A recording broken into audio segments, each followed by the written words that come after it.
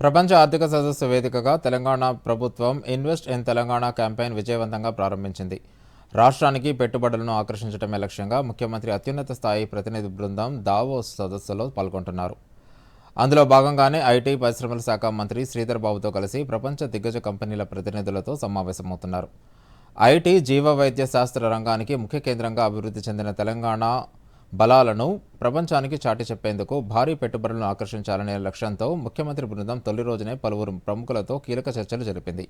World Economic Forum president Borge Brende ఇతర ప్రముఖులతో ముఖ్యమంత్రి భేటీ అయ్యారు. తెలంగాణలో పెట్టుబడులకు ఉన్న అవకాశాలపై చర్చించారు.